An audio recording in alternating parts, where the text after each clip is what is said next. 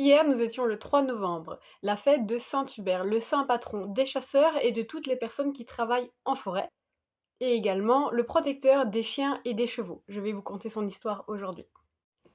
Tout commence avec un jeune homme prénommé Hubert, héritier du titre de duc d'Aquitaine. Le jeune homme ne croyait pas en Dieu, malgré l'éducation très catholique que lui avait enseignée sa tante. À la place de cela, il préférait aller chasser dans les Ardennes, qu'elles soient belges ou françaises. En plus de sa passion pour la chasse, il avait également une passion pour ses chiens, qu'il entraînait bien évidemment à la vénerie. Il avait des lévriers, des matins de Tartarie et également des griffons, qu'il adorait emmener avec lui à la chasse, au même titre que ses chevaux. Un matin d'hiver, Hubert partit à cheval chasser comme il le faisait très régulièrement.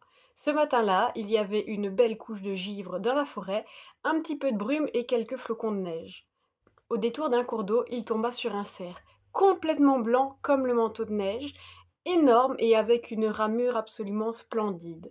Donc il se mit à le pourchasser avec son cheval. Il le poursuivit encore et encore pendant plusieurs heures en se rendant compte que le cerf ne fatiguait absolument pas, ce qui n'était pas le cas de Hubert et son cheval. À un moment, le cerf se retourna de manière à être face à face avec Hubert.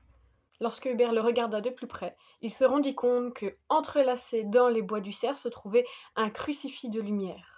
Et d'un coup, une voix s'éleva, qui ne provenait ni de lui, ni du cerf. On avait comme l'impression que cette voix était ambiante, omniprésente. Hubert, jusqu'à quand poursuivras-tu ces bêtes? Jusqu'à quand cette vaine passion te fera oublier le salut de ton âme? Hubert, complètement choqué, se jeta de son cheval à terre, à genoux, devant ce cerf. Il lui dit implorant: Seigneur, que veux-tu que je fasse? La voix reprit alors, sous un ton solennel: Va donc voir mon évêque à Maastricht. Convertis-toi, fais pénitence de tous tes péchés. Et le cerf disparut aussi vite qu'il était apparu. Hubert renonça donc à sa passion, la chasse, partit à Maastricht, jusqu'au jour l'évêque de Maastricht se fit assassiner par des païens, et où ce fut Hubert qui reprit la tête de l'évêque.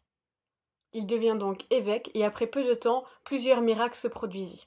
Après sa mort, il fut canonisé par le pape et devint Saint Hubert, le saint patron des chasseurs et de toutes les personnes qui sont dans le milieu forestier, des chiens et des chevaux. Donc voici l'histoire de Saint Hubert, que nous fêtons tous les ans le 3 novembre. Dans certaines chasses, il existe encore une coutume voulant que la première prise de l'année soit dédiée à Saint Hubert.